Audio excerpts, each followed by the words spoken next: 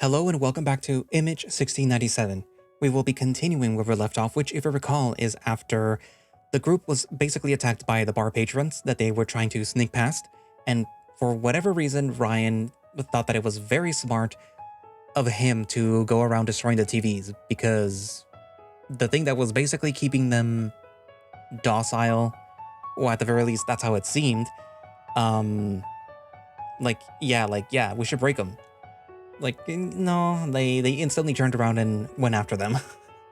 Thankfully, they didn't go after Walter, so yeah, they just went after them. Unfortunately, Ryan lost Patrick. Or at the very least, Patrick cannot tag along anymore because, well, the tower did not fall on top of him. He did fall with the tower. Both of them did, Ryan and Patrick. And he has a huge gash on his forehead. And hopefully that is not fatal. Thankfully though, Ryan was smart enough to realize, like, hey, I can incapacitate this snake that is chasing me and have them help Patrick.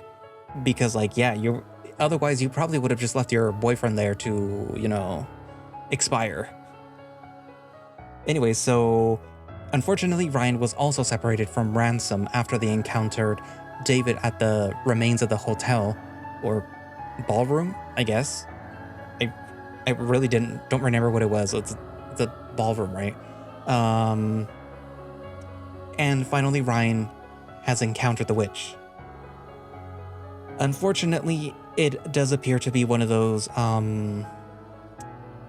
old-timey puritanical things where, like, every little thing that did not adhere to their standards was like, oh, witchcraft, or oh no, that is satanic or whatever, and they unfortunately killed Andre, which,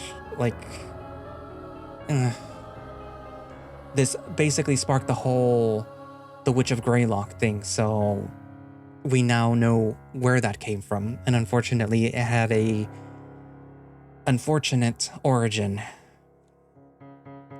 And now Ryan has a job to do, and it appears that he's going to have the help of his aunt, Lisa, who is stuck with a perpetual grin, and I guess you could call it an army of ghosts for all the people that ended up dying in Greylock, who ended up in the tunnel, which is something that I was curious about. So, if you die in Greylock, you don't end up roaming like Ransom. You end up going into the tunnel. So that was a little weird thing, but whatever. Anywho, so yeah, I guess we're about to begin the ending of Image 1697, so yeah. Greylock, Vermont, October 17th, 2012.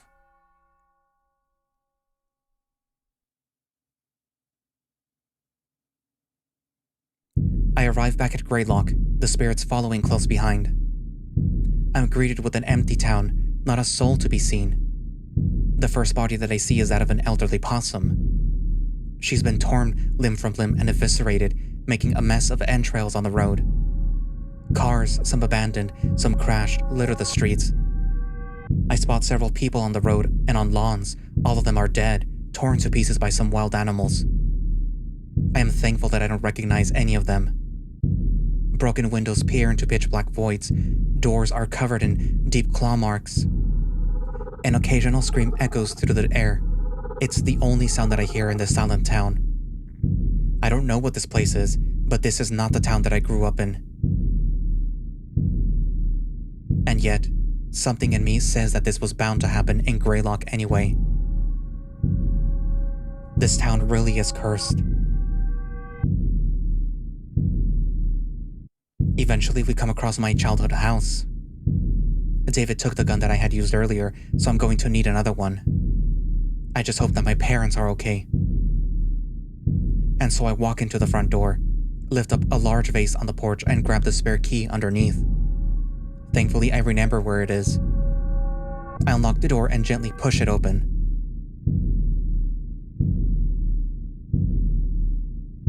Dread brews in my stomach once more when I see the blue flashing reflected on the walls. I can't focus on that. I creep across the living room, keeping my eyes on the stairway to the second floor. There is a growling and a wet chewing coming from the living room. I try not to look at the source of the sound, as a flashing TV is right there. I don't know who's gone feral, but I try to tiptoe as silently as possible, right through an open space. Pain stings in my chest when I realize what just might be happening. Finally, I reach the stairs. I practically jump up the stairs, light as a feather. The stairs are not shielded from the TV's view, so I can't look behind me. I creep into my parents' room and find the closet. I open the drawer where Dad keeps his guns and grab the first pistol that I see. After making sure to fill it up and even stashing a few magazines in my bag, I creep back down the stairs. I look down and cover my eyes with my arm as I creep back through the living room. I can sense Lisa in the living room, observing whatever is happening in front of the TV. Annalise. A raccoon snarls behind me. And then they scream. Without looking back, I jump out the front door and slam it shut. What I see for a split second is not my parents. I back away from the house, as if the wild raccoon inside is going to break down the door. I had already felt this sense of dread looking around this hollowed out town, but it weighs me down like an anchor when I look back at my home and I remember what happened in there. Nothing will ever be the same. How did this happen? How did it come to this? This town really is cursed. I look back at the crowd of spirits. They all wait for my cue. Well, there's nothing much that I can do here, so I continue our journey to our destination. The carnage is worse downtown. More devoured bodies litter the brick walkways. There is almost always someone walking in downtown Greylock, but not tonight. In the dark, the pools of blood and guts pouring from the bodies blends in with the brick. It's dead quiet here, aside from an occasional crash and a bark or scream. A thick blanket of fog eclipses the sky. I can't see the moon or a single star. It's also freezing, unusually chilly for mid-October. Is it still October? I pass by a shop. Its windows are broken and some of its shelves are toppled. I see the silhouette of an animal roaming inside. It looks like a canine. I keep the gun in my hand, looking around me as I approach my destination. Somehow the Greylock sun remains untouched. Not a single scratch disturbs its brick exterior or its windows. And so without any hesitation, I head inside. Ransom had said something about a secret room at the Sun where David hypnotized him. If David were to be anywhere in this hellscape of a town, it must be there. It must be where he has Ransom. Now, if I had to guess, the entrance to a secret room would be in David's office. It sounds logical, right? The door to his office is locked, so I use the base of the gun to break the window right next to it. After making sure to clear the frame of any large shards, I climb inside. David's office is tidy, a stark contrast to the chaos happening outside. Where would he hide an entrance to a secret room? Yes. Aunt Lisa? Yes, Ryan? I'm assuming that you can go through walls? I can indeed. Okay, could you look around here and see if you can find any secret entrances? I sure can. The phantom raccoon looks around the room, walking through the walls, searching every corner. Several other spirits join the search. Once they get all the walls, they start peeking their heads under the floor. There is a trapdoor here. Lisa stands in the center of the room, where there is a rug under David's desk. So I roll the rug up as far as I can, since one side is held down by the desk. Sure enough, I see a square outline interrupting the hard carpet. Without hesitation, I open the trapdoor. A chilly blast bursts from the trapdoor the moment that I open it. Is there a freezer down there? The only thing that I see when I look at the opening is a ladder leading down to a dark void. Well, here goes nothing. I place the gun in my bag, I steel myself and step onto the ladder. And I descend.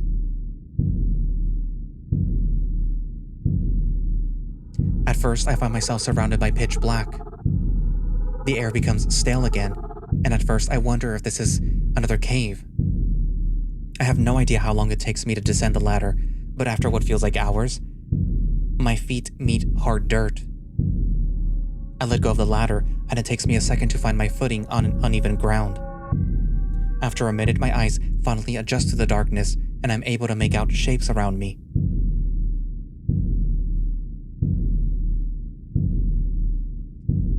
What is this place? I see what looks like houses all around me. Where have I seen these before? In the darkness, I can spot a sort of shine reflecting off crystals. Ice crystals, to be exact. Everything I see is covered in these ice crystals. It's so cold here. I feel like I'm gonna freeze to death here. This is like if I was trapped in a snowstorm in February with nowhere to go. I need to move. The spirits climb down the ladder one by one. Aunt Lisa stays close to me. The ladder looks as if it's descending from the night sky. I see a pathway that ever so slightly stands out from the pitch black. Without much choice, I follow it. This underworld is surprisingly vast. I would never have expected something like this to be under Greylock, directly under downtown even.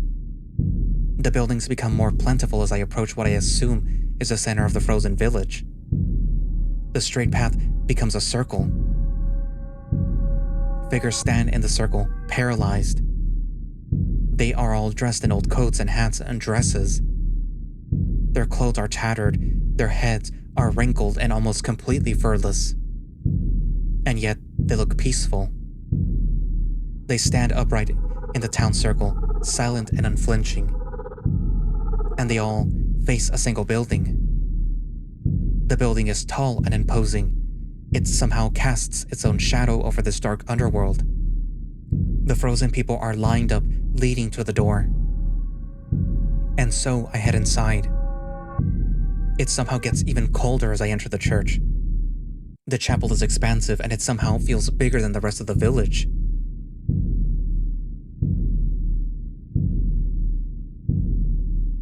The ice crystals coat the entire chapel.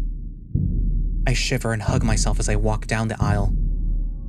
More figures sit in the frozen pews, giving their attention to a figure at the pulpit. I see movement at the front of the chapel, to the side of the pulpit.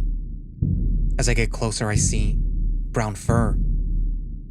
Hope ignites in my chest as I get closer. Ransom!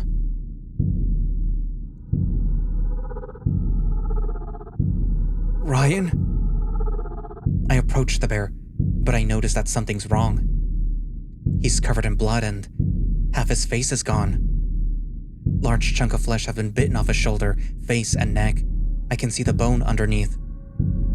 What did... Ryan! Hello, Ryan. I look behind me. There stands my boss, standing beside the pulpit, a shotgun slung over his shoulder. David. I take out the gun without hesitation. The wolf's shotgun is intimidating and puts my dad's Glock to shame. But I don't care. The man behind all of this is here. It appears you've brought a crowd. How did you get here, Ryan? Enough of this shit, David. I know everything. I know what your ancestor did to that crow. The wolf's face betrays surprise and a slight sense of wonder.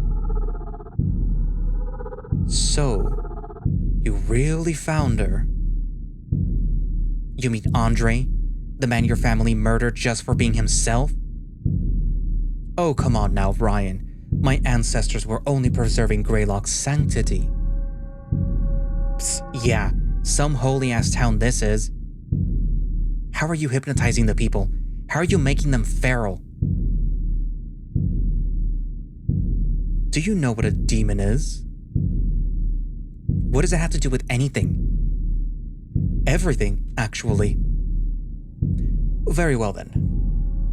We normally define demons as simply a malevolent supernatural being. But I find the truth to be a bit more complicated than that. You see, when a person dies, the body expels the spirit naturally.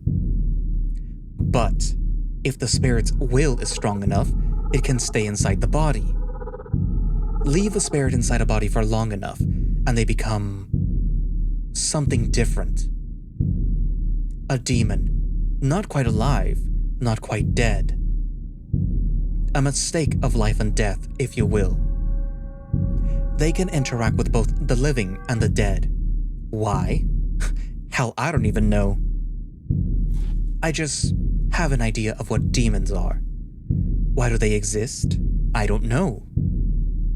But they certainly are fascinating beings. Just then, I noticed the demon that had tormented Ransom creeping up behind the bear. My worries are confirmed when it bites Ransom's bare shoulder and tears a piece of flesh off. Ransom! I point the gun at the demon, but David brings his own gun down. I wouldn't do that. Why are you doing this? What do demons have to do with all of this? Look around you, Ryan. You see all these people here? He gestures to the vast chapel. He gestures to the mass, observing us. What you're seeing is a gathering of our forefathers. These people want to keep Greylock a pure, clean haven for the children of God. You know, everyone in here is similar in their heritage, except for Ransom. His family immigrated here from England in the 19th century. But do you recognize anyone in here, Ryan? I look around the chapel. The people are almost indiscernible with their frozen furless skin and tattered clothing. But my eyes fall upon one particular person near the front. Even with the frozen skin, I'm able to identify the shape of a raccoon. Elizabeth Berder. My eyes snap back to the front of the chapel, to the figure looming over the pulpit, commanding the chapel. A wolf. Reverend Shelbourne. It seems you do recognize these people. What is all this? Just the people who want to preserve Greylock's sanctity, even long after death. I'm sure they'll love to meet you. David then starts climbing up the pulpit. What do you mean by that? I don't really come to them often, only when there is a serious issue going on. The wolf walks up to the Reverend's body and he taps its shoulder. Just then, a crack bounces off the walls of the chapel. The Reverend twitches. And then, he raises his head and looks at me.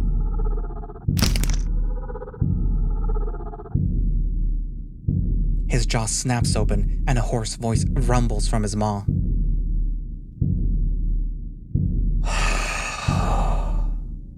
Who comes before our congregation? His eyes meet mine, and I am frozen in place. His otherworldly gaze alone has me paralyzed. A descendant of Thomas Berder. I have heard of you. It appears you have the same illness that plagued that poor crow. I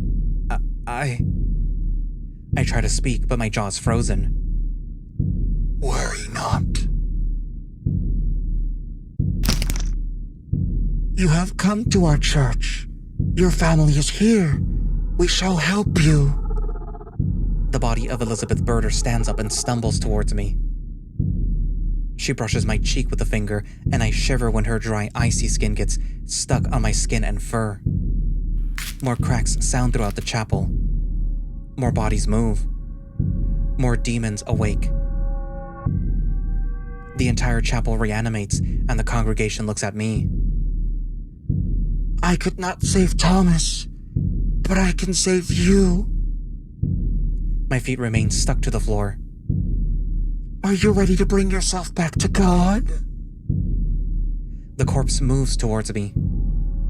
Ryan! Ransom tries to get up, but he is pinned down by the scorched demon. I need to move. I need to move.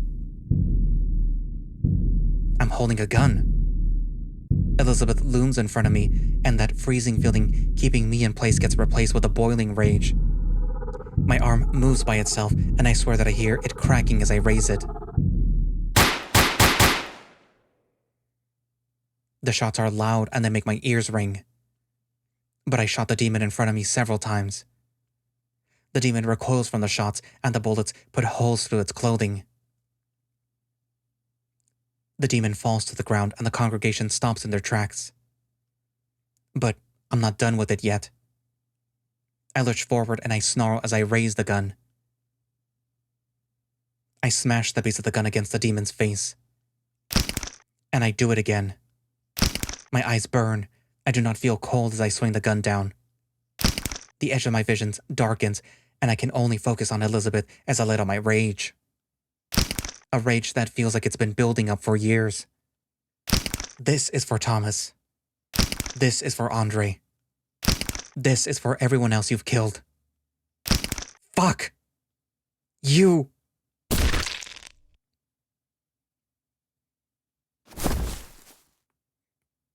The demonic Elizabeth goes limp, and she lies unmoving on the ground. I get up, and I take heavy breaths to regain myself. Fuck you. The congregation watches. They stare at me and Elizabeth's corpse in a shocked silence. He's a murderer. He is a devil. Kill the witch. Huh? David's voice booms from the pulpit. Ryan! I'm thrown to the ground as a deafening boom rings through the stale air. My body hits the side of the pews. The impact combined with the shockwave from the gunfire makes my body ache. My ears ring and the flash lingers in my vision. I then become aware of David's shotgun and I force myself to crawl under the pew. Soon my hearing finally comes to and I hear screaming. Otherworldly screaming that I have never heard before. Something hits the pew above me. It is a heavy impact, like something was thrown against it. I peek out from under the bench. Bodies hit bodies. People are thrown. People pinned others down and eat away at their flesh, both frozen and incorporeal. This is what chaos looks like. Lisa is laying down in front of me. Her perpetual smile widens and she holds a finger in front of her mouth. Shh. And then she slithers away backwards, retreating to the shadows. Where'd you go, you little shit stain? I need to move. I can't just lay here. I'm about to emerge from the pew when I realize that I'm not holding the gun. Shit, where is it? I look around me trying to spot the pistol amongst the chaos. Eventually I spot it under a bench out of the way of the chaos. And so I crawl towards it. Ryan? Even against the screaming, David's taunting voice pounds against my eardrums. Wood explodes above me, sending splinters everywhere. I shield my head from falling wood shards before continuing to crawl forward. The pistol is still in sight. Another body hits the bench above me, and it falls to the ground right in front of me. It's one of the frozen demons. Its head snaps to face me. Shit. The demon's limbs snap and bend in unnatural angles as it crawls towards me. I crawl backwards, trying to get away from the demon's snapping jaws. It isn't long before I feel exposed, and that's when I realize that I'm no longer under a pew. I scramble to my feet, and the demon's claws brush an ankle as I run around the side of the chapel. Ah, there you are! I throw myself to the ground when I hear David's voice. There is another explosion of wood right above me, and the shockwave almost makes me go limp. I force myself up to my feet, and I spot the pistol amongst the benches. I pick it up, and the first thing that I do is point it at the pulpit. But the wolf isn't there. I look around and try to find the wolf in the chaos. Where? Left, Ryan! Ah! My hands explode. The gun flies out of my grip. I can only watch as red bursts from my hands. And the pain. I thought the cuts from Ransom's hook was painful. But this blinding, searing pain burns my entire body. I force myself to look at the damage. Ooh. It looks like my hands have been split apart, ripped open. Several of my fingers bend in unnatural angles, some dangle from stumps, others are gone completely. I don't even recognize my own hands anymore. Ryan!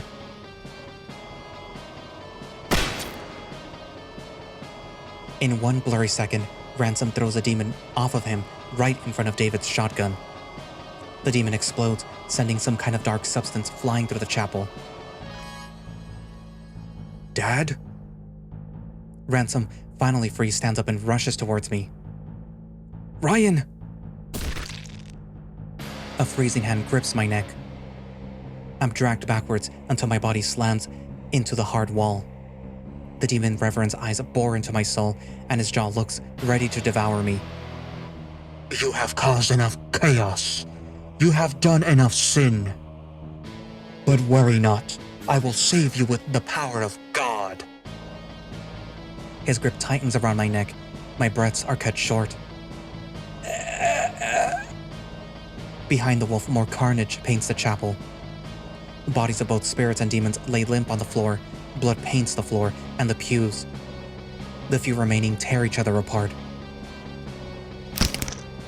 Are you ready to meet God?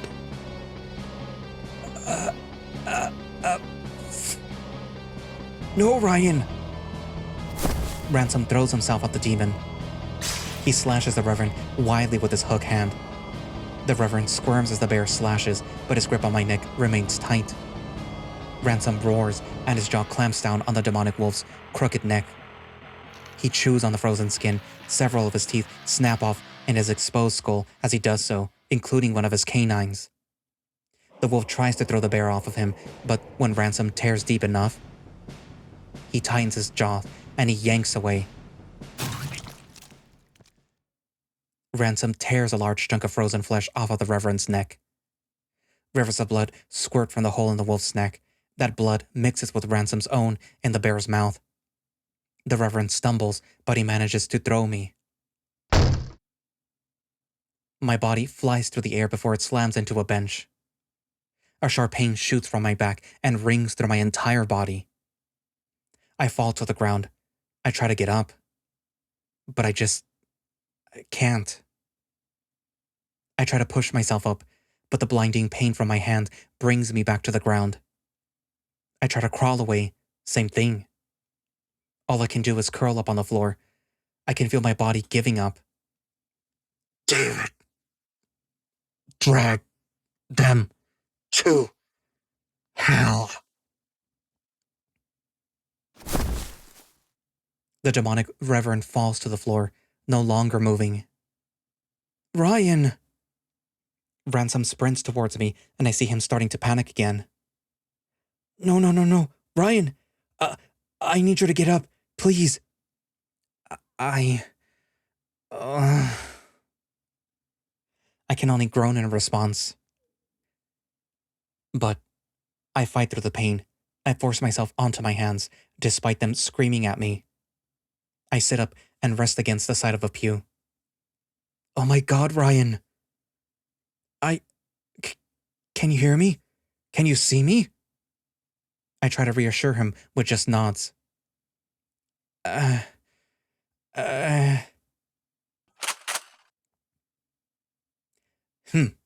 Looks like it's just us now, huh? Oh yes, when I look around the chapel I see that we're the only ones left. David stands in the central aisle, pointing the shotgun at me. His face contorts with fury, and his words come out snarling. I hope you're happy. You done fucked everything up. Honestly, killing you won't be enough. It's over, David. What are you gonna do now? You'll see.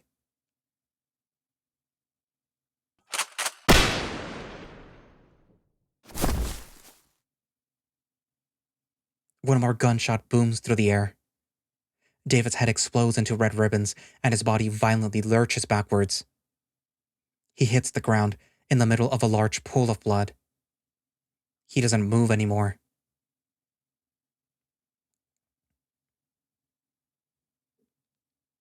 There's an odd calm in the chapel. No more screams, no more explosions. Is it over? David's body twitches. Ransom throws himself in front of me, holding his arm up to shield me. David snarls and his body contorts as he gets up. The top of his head splits up into several flaps that droop down, almost like a jester's hat. The newly demonic wolf stumbles towards me. Ryan! A cackle rings through the chapel, but it's not David. Lisa emerges from the shadows and she tackles the wolf. They fall into the pool of blood and the floor splits open.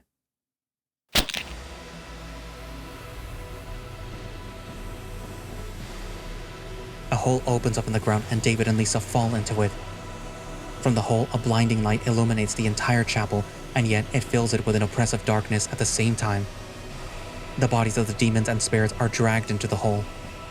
I am frozen. I can only stare at the portal as my body becomes ice.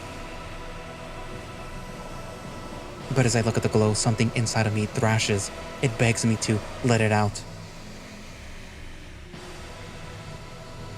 I feel myself losing control, but my body remains frozen. Someone crawls out of the hole. The top of their head is split open, revealing a flower of skull shards, eyes, and brain matter. The Jester.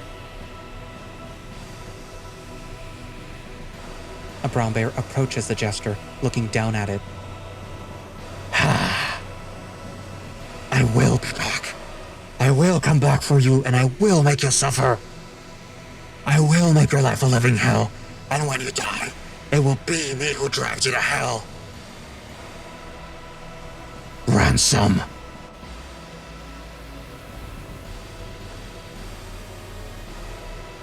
The bear scowls, and he raises a foot. And he brings the foot down right on the Jester's split head. He kicks and kicks until the Jester loses his grip on the rotten planks. The Jester shrieks as he falls into the icy pit, and the bear scowls as the hole grows smaller. Soon, darkness consumes the chapel once again. My wits come back to me, and I shake my head to fight off the primal urges. My body unthaws. I can move again. In fact, a warm draft washes over me. Ransom stands in the center of the aisle, looking down on the now dry pool of blood. He spits his disdain on the floor. Fuck you. He turns around to face me. His expression drops when he sees me, a smile stretching across his remaining cheek. And he laughs. It's a sad laugh, but also one of relief and joy. And you know what? I myself start to laugh too. For the first time since Ransom disappeared, maybe even in years, I feel safe. I found him.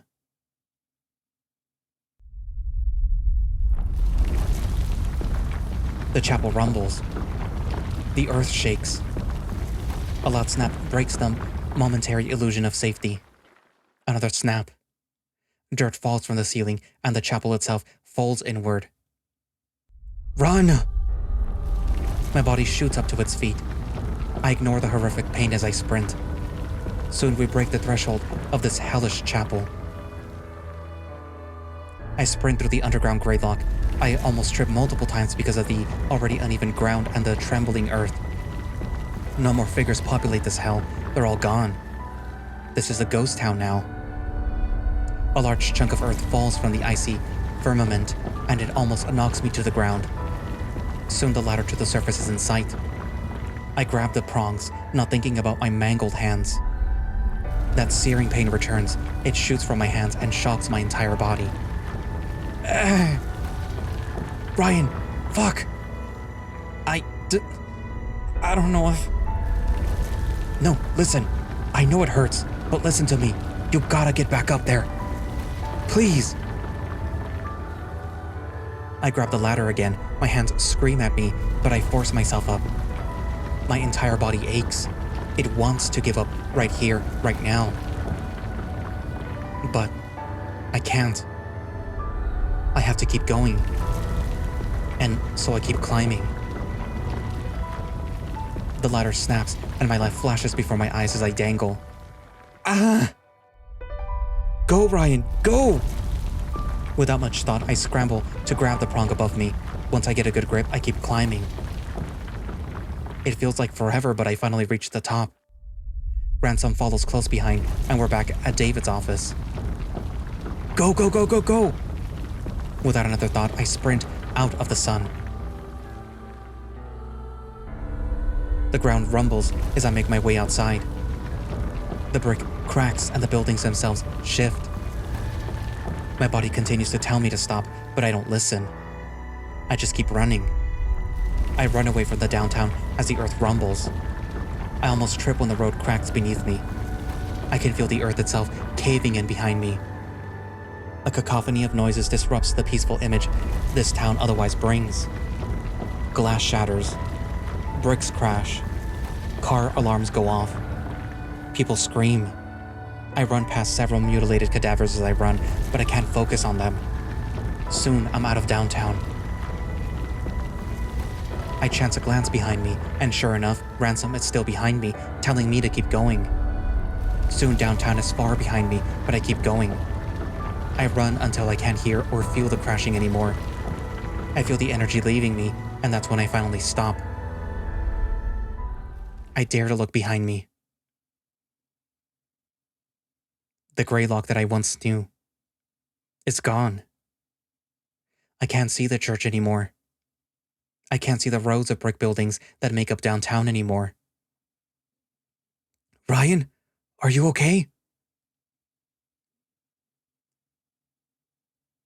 Ransom stands in front of me, but he and his voice are distant. Everything becomes distant. Perhaps now, I can finally rest. I drift away into the calming allure of sleep.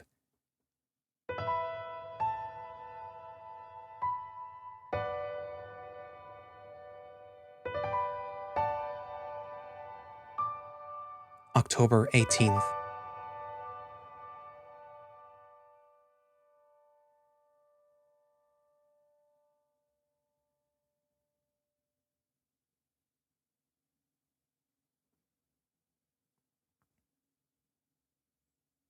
It feels like mere seconds have passed when my eyes finally flutter open. I'm on a soft bed and I'm reclined upwards. The walls around me are lightly colored and barely decorated. This isn't my room. Sensations come back to me. Oh God, my entire body hurts. My face, my back, my legs, my hands. Dear God, my hands. I turn my head down and look at my hands. Both of them are in casts, bandages wrapping around the fingers that weren't completely lost. My heart drops when I look at the destroyed hands. How am I gonna do, well, anything? Well, I guess I still have a few fingers. I'm gonna have to adapt. I already know that it's gonna feel weird doing tasks that were once effortless, like typing. Will I even be able to hold a pencil again? Someone moves beside me. A brown bear with half a face and a hook stands beside the bed. Hey, Ryan. You're up. Oh, I recognize this person. Huh. Hey, Ransom. How are you feeling? Uh, I don't know, actually. Everything hurts. Yeah, I mean, you did kind of go through a lot. You lost a lot of blood. That's pretty funny coming from him. It's good that Retriever found you when she did. Oh, yeah. Oh, what happened after you passed out? Well, the hysteria and the sinkholes sent the entire town into a panic. Oh, also, the people who were hypnotized are back to normal now. Oh, yeah? How? I don't know, to be honest. Maybe it's because David died? Maybe it's because of what happened at the chapel? I would probably go mad just from coming up with theories, but hey, it's over now. It's over now. Wait. No. What? What is it? Andre. I promised that I'd bury him. But with these hands. Oh, I'm sorry about that. Well, we can wait until you're healed enough. No, I need to go back to him now. Huh? Ryan, you can't. You just barely woke up. You need to stay here and rest. How long was I out? Well, it's around midnight now. It's October 18th. Huh? What happened to the 17th? You slept the entire day. Huh? An entire day? I can't. I need to. Ryan, please. You need to rest. We can bury that body when you're healed. No, Ransom, he's been stuck down there for over 300 years. I don't want him to wait any longer. I noticed the IV needle in my arm and the sensors over my heart. Look, I'm sorry about that, okay? But I'm afraid that you have no choice but to wait. I ignore the bear and instead I tear the tape, keeping the IV in. God, it hurts just to flex my remaining fingers. What are you doing? What does it look like? Ryan, you're hurt. You lost a lot of blood and you slept for 18 hours. This will only hurt you more. I'm just gonna fulfill my promise. It shouldn't take me long. I'll be right back. I hesitate before pulling the IV needle out of my arm. God, you're so stubborn. I know. I pull the cord off of my chest and the heart monitor responds by flatlining. Now free, I force my legs to move. I sling them over the side of the bed and stand up. At first I stumble and I have to grip the side of the bed for balance. Yeah, see? This is why you still need rest. Like I said, I'm just going to do this and then I'll come back here. After a few silent seconds, the bear finally relents, letting out a heavy sigh. Fine. Just go. He sits down in a chair and holds his head in his remaining hand. I look at him in a brief moment of regret, but I force myself to exit the room. I don't run into any doctors on the way out.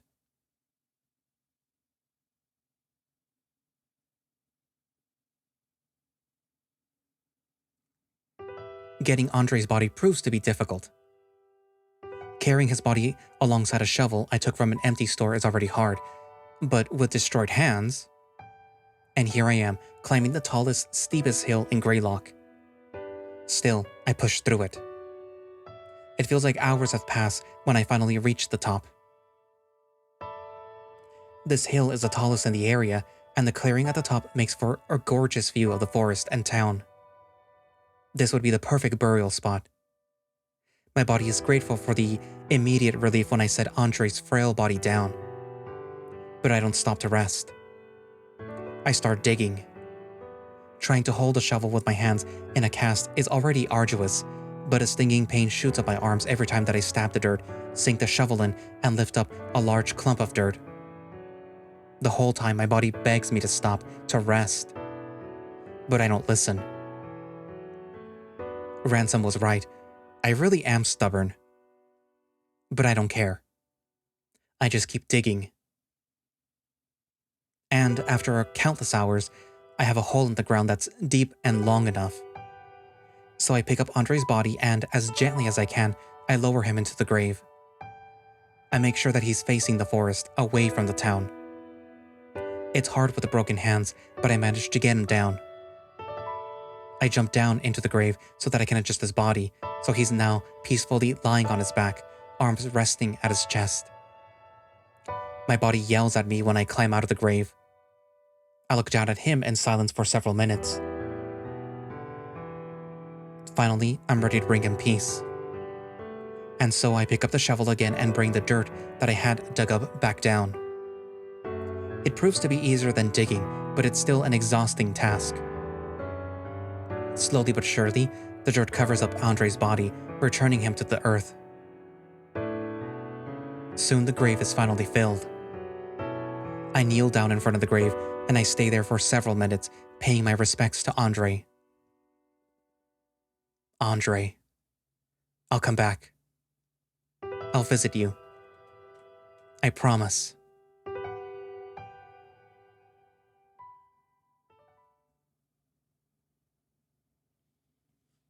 The sun has started to rise by the time that I get back to the hospital.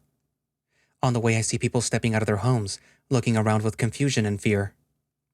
Everyone goes over to the sinkhole that destroyed downtown, looking in awe and grief over what remains of the historic district. I don't run into any more hypnotized ferals. The hospital halls are surprisingly empty when I get back. I assume that the doctors must be out and about trying to help people. Ryan?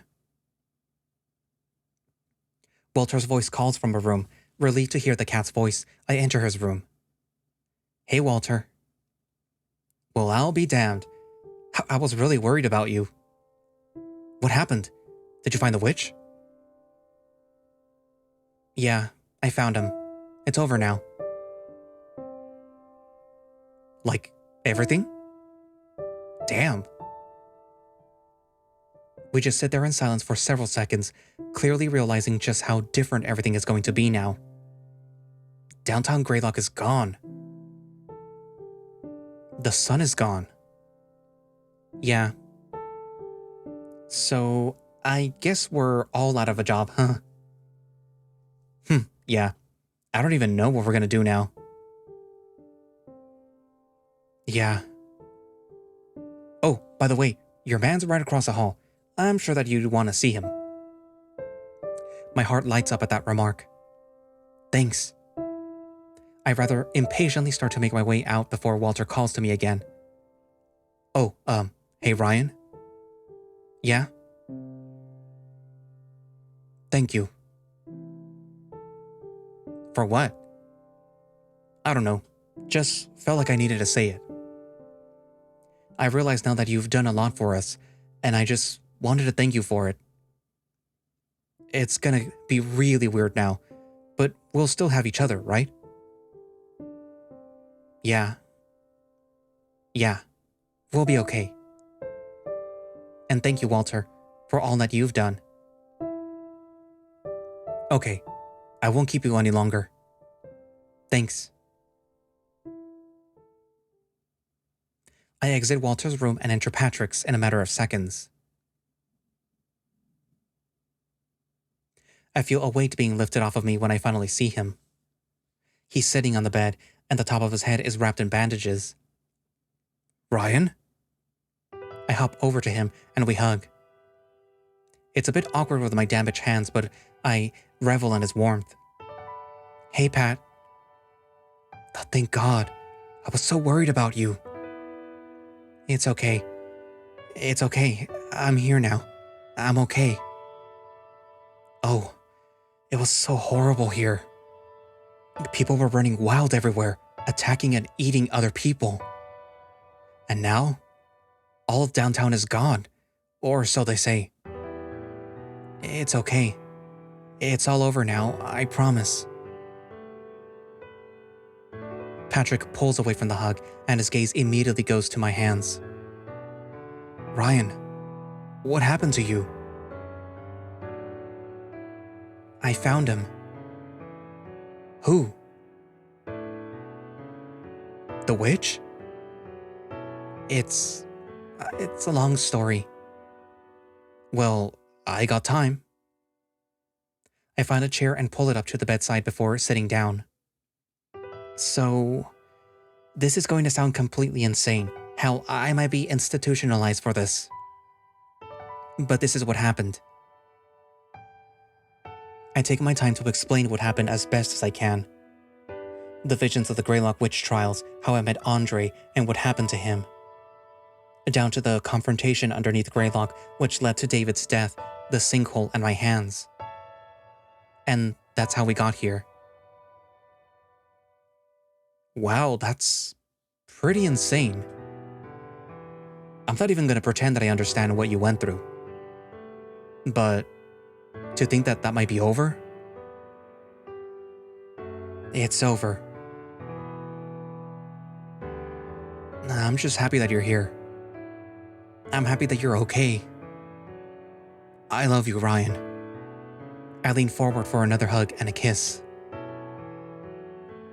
Happy late birthday, Ryan.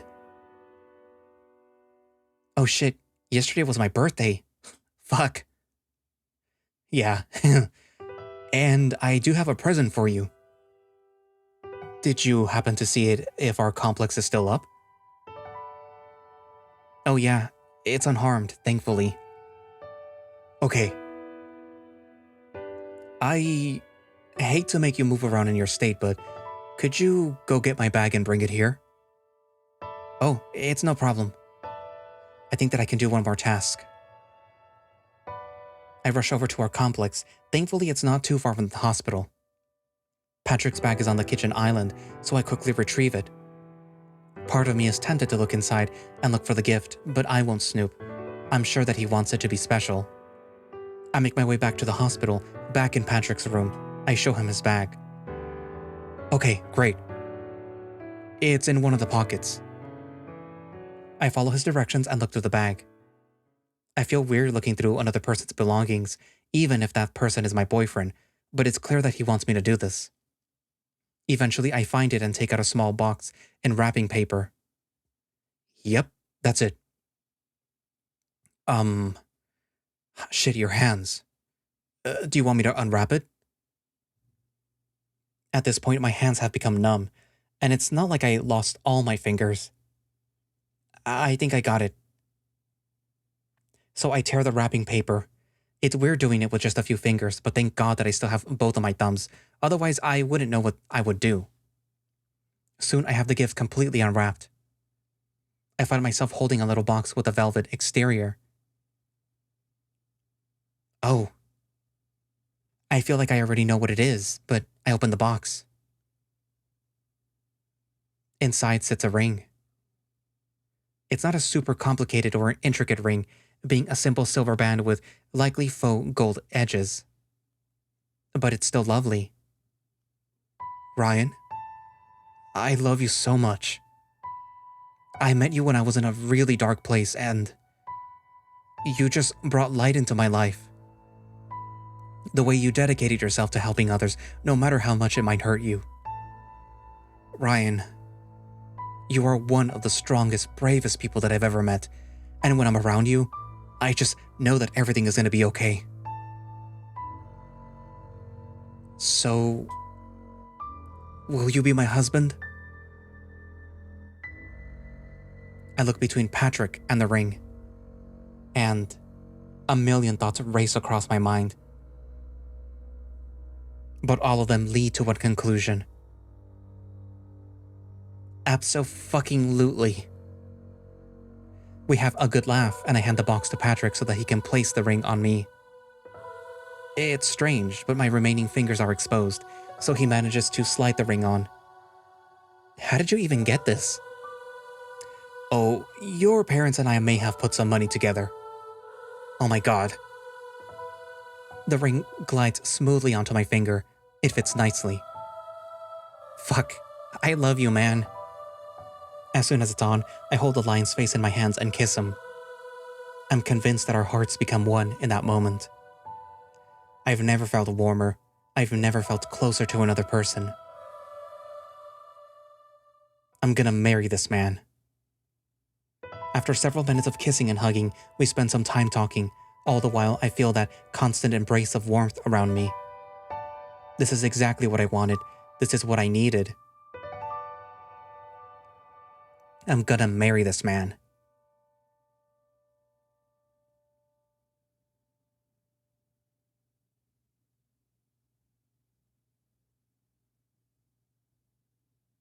I'm back at the hill. Back at the spot where I buried Andre. There, I stake a sign into the dirt right next to his grave. Once I make sure that it's deep enough, I step back and look at the message that I carved into the wood. Here lies Andre, entirely beloved. Andre, I'm sorry for everything that happened to you. You didn't deserve any of that. None of us do. I hope that you will rest well knowing that there is nothing wrong with you. And I hope that you will rest knowing that you are loved. I sit there looking at the grave. I even find myself humming Andre's song. Why were you cursed like this? I don't know. But he is at peace now, and that's all that matters. A cold draft caresses the hilltop, contrasting with the warmth of the sun's rays. After several minutes, I stand up and turn around. Ransom stands before me. Oh, hey, Ransom. Hey, Ryan.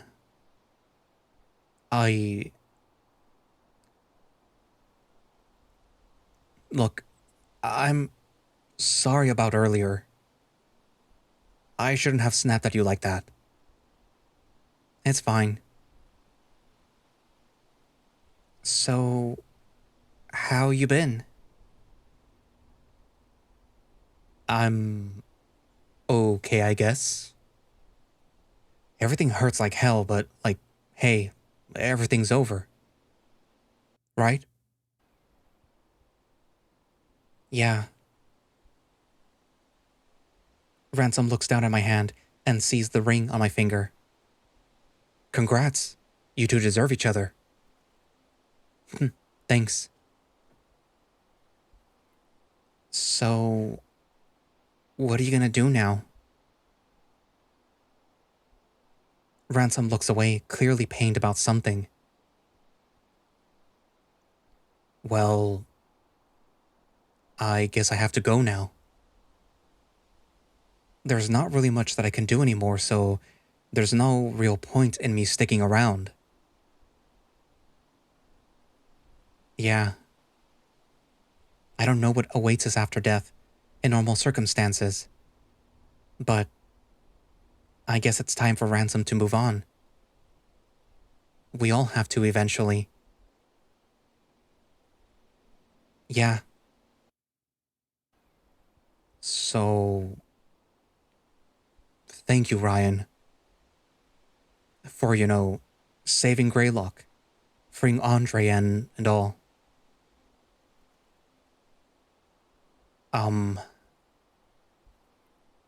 Yeah. Goodbye.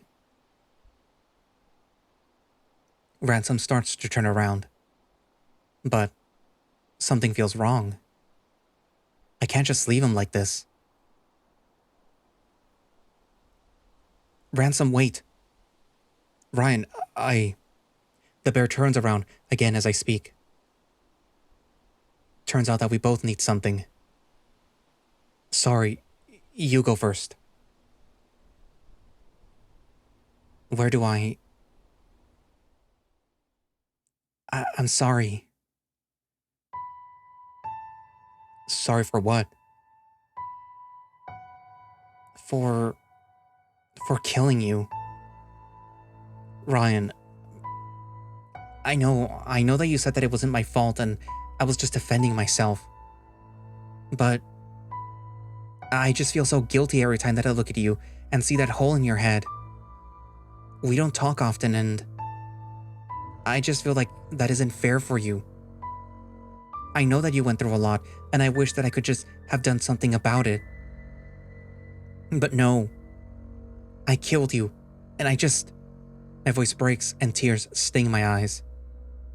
Ransom looks at me with empathy in his remaining eye. Hey.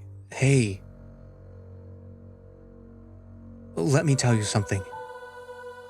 When that demon was possessing me, I couldn't do anything. I could only watch as David made me commit atrocities. I could only watch as David and that thing did stuff to me. And I could feel it all. And fuck. I wanted to die. I wanted somebody to kill me. I wanted to kill myself so I wouldn't feel it anymore. It was torture, plain and simple. But when you killed me, I finally felt free. I had control of myself again, even though the damage had been done. Ryan, you freed me. You saved me. Thank you, truly. God, just hearing his voice again. Look, it's me who should be sorry. Huh? I have regrets, very deep regrets, and it's just been clawing at me for years now. Look, Ryan, our relationship was messy. I'm sure that we both know that. Oh. Yeah, I do. I know. I broke up with you right as you were, realizing yourself. Please know that it wasn't because of that. I was just in a very messy spot and I still had shit to figure out for myself. But the timing of our breakup was just horrible and it made me feel like I was hurting you because of who you are. I'm sorry if I ever hurt you.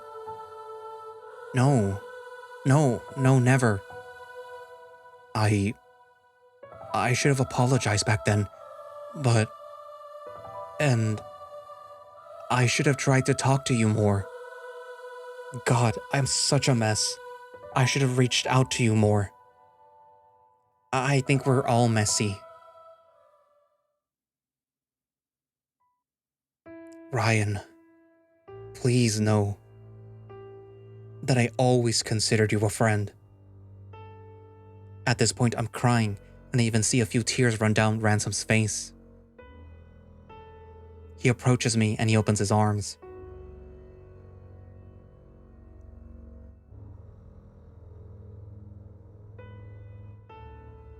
Ransom wraps his arms around me, and I even lift my own arm. I can't feel his arms or his body, and yet, I can feel his embrace. Despite feeling like a cold draft, I can feel his warmth. And so, in his ghostly embrace, I just let myself cry. Ransom lets out a few shuddering breaths himself. The only other time that I heard him cry was when his mother died. And here, it's not too different. We both know that this is the last time that we'll ever see each other. We all have to go eventually, and now, it's Ransom's turn. And so we both cry. For the path that we were too scared to take, for the people that we couldn't save. For each other. I found him.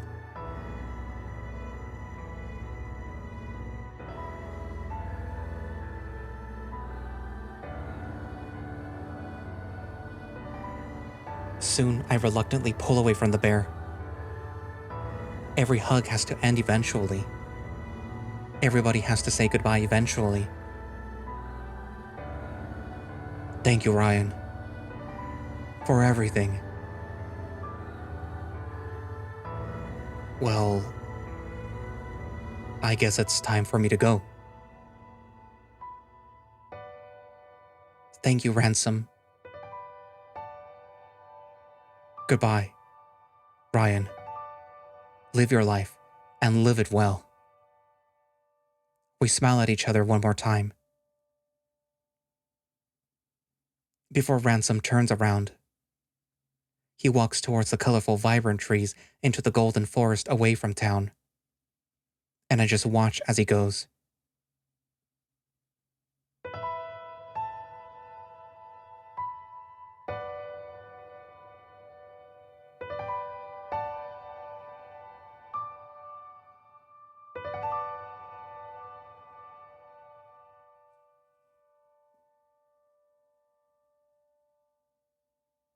And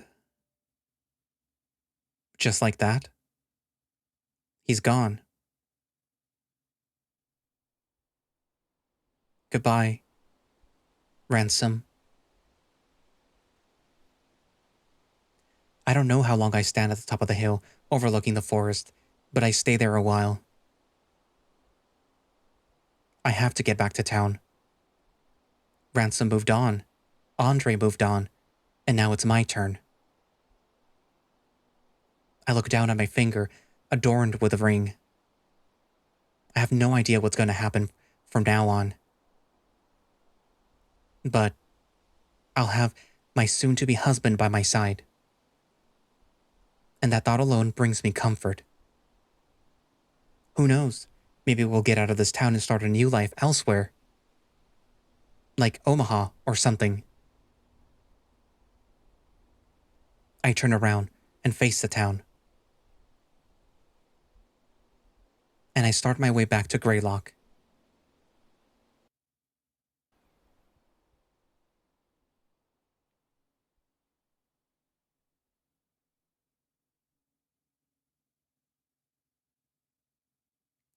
Image 1697, Ransom Wilkes and the Greylock Witch, The True Story. Ryan Berter, Walter Perkins, October 30th, 2012. This month, an image known as Image 1697 terrorized the internet. It was said that whoever looked upon this image would go mad at the point of suicide unless they shared it. This did indeed lead to several suicides purportedly caused by this trend. But what is the real story? Where did Image 1697 come from? This story will provide answers for everyone. What you're about to see is the true story behind this bizarre internet trend and the story of a man named Ransom Wilkes. Here is the real Image 1697. Worry not, for this image will not make you go mad. Spread the word.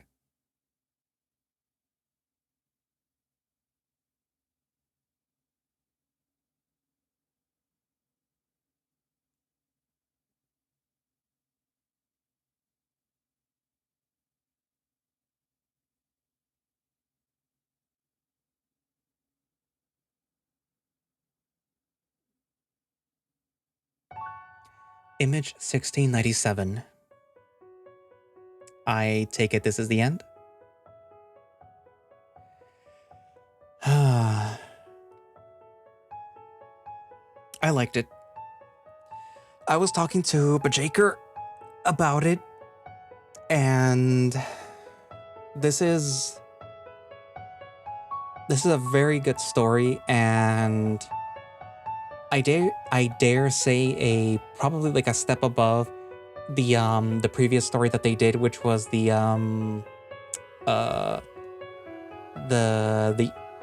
incident on something route, or the other one, the previous story. You guys know which one it is. I read it not too long ago. I really like its message, and it is a very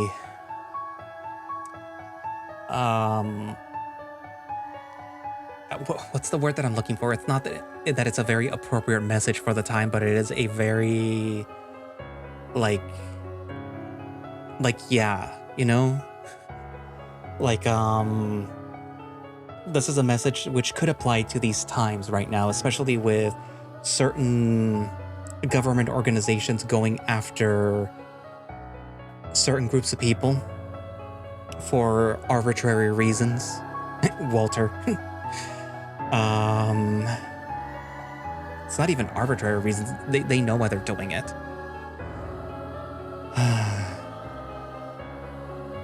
This was a very good visual novel. I look forward to seeing what else the Raven comes up with. Their future visual novels. I liked the... Well, there's a lot of stuff that I liked about it, but I can't put it into words.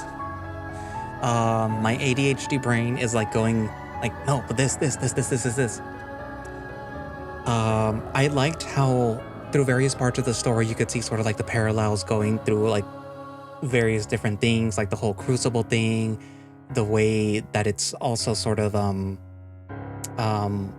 how things are going nowadays, where it's like, oh, you see these problems that are plaguing the country. Oh, we're gonna blame it on this specific group of people that is scary. Ooh, look at these people who do not conform to society's standards. Ooh, they are the reason why this country is failing. Ooh, oh my god, they are demonic, and like, ooh, Halloween is demonic, and ooh, this such and such thing is demonic, and it's the reason why this country is failing. Ooh, and I guess it's a thing that keeps happening over and over, I guess.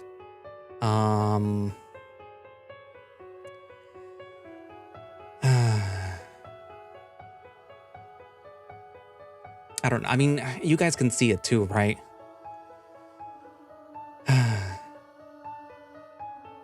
I really liked the whole, like, it's kind of supernatural, but also kind of like, not supernatural. Like in the way that it's like, oh yeah, there's ghosts and stuff going on, but it's also a wholly not supernatural person that is causing all these things. Or I guess it's a family of people which are doing these unspeakable things. Because, like this took place in 1697, but it's already, in the visual novel 2012. So like, it's been years. It's a whole generation of family. It's a whole generation of a family which are, exercising their whatever power, demonic power, I guess, in order to persecute people and to try to shape the town into what they think is the right thing, I guess. And yeah, like the whole past thing where like the Puritans and like, oh my gosh, she's a witch, or they're a witch, or whatever. Like literally, like if you've seen the Crucible the movie, then it's like, oh, it's that.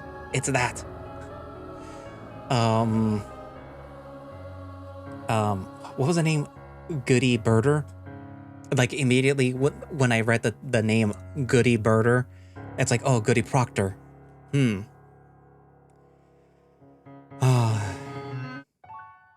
It is. I am kind of wondering what exactly the Reverend did. Did he do some demonic ritual or something in order to sort of freeze the town and freeze the people there? Because what David was describing as, I guess the people were so wrapped up in this whole religious hysteria thing that enabled them to remain in their bodies and become what they became. And I guess in order to keep them like that, the whole town basically sunk underground and then froze over, basically like hell freezing over, which was preserving the town. But like as soon as all of David's, what were they called, the Shellborns disappeared, the power that was keeping everything there just disappeared. It kind of sucks though for the spirits and like Ryan's aunt that kind of got sucked into hell, but like, I mean, it isn't their fault of what happened. So like, you would think that if there is a divine whatever, that it saw them getting sucked into hell. It's like, wait a minute, you guys don't belong there. Here, let me scoop you out and throw you over here instead. Instead of letting you fall into hell with the Shellborns and the rest of Greylock. But yeah.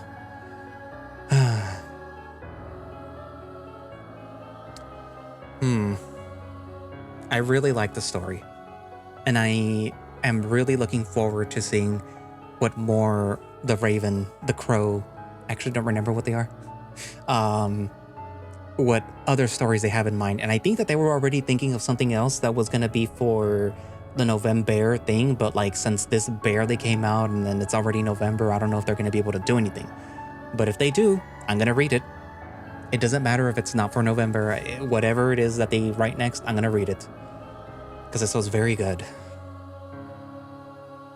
I also have stories that I want to tell. I already have like a whole outline and everything that I want to develop into a story. It's going to be like a, not like an anthology, but sort of like in that type of thing. Like short stories to tell a bigger story. Anyways, but yeah, so what are your thoughts on Image 1697 now that it's over? Did you like it? Did you like the message? Did you identify with the message in some way, shape, or form? Write it down in the comments, and thank you all for watching / listening. If you would like to play Image 1697 or the other visual novel, which I also read, which is on the channel, just saying, or keep up to date with whatever it is that they decide to do, you can go down to the link in the description, which should have a direct link for the itch.io page where you can download and play either of the games. They do not have any form of support, but if and when they do, I will link that down in the description. If you would like to support the channel, you can become a channel member, and that gives you earlier access to these videos as they're being scheduled. And at the time of recording, which is November the 4th, these videos are already going to bleed into December, so yeah. And there's even already some other stuff that I do need to record, which will be all in December, so you'll see December's catalog of videos by then, if you subscribe soonish, which would be on November 4th. What else? If you can't do that, you could support through Ko-fi.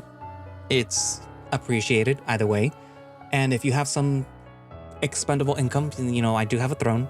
It is not necessary or anything like that. It's just, you know, it's there. I do realize that not a whole lot of us will have expendable income, especially because of what a certain orange person has done recently, which basically is going to impact a lot of people. So like, yeah, I realize what's going on. So like, don't feel obligated to support in either way. But yeah, anyway, so I guess that's it for now, and I will see you guys in the next video. Bye-bye.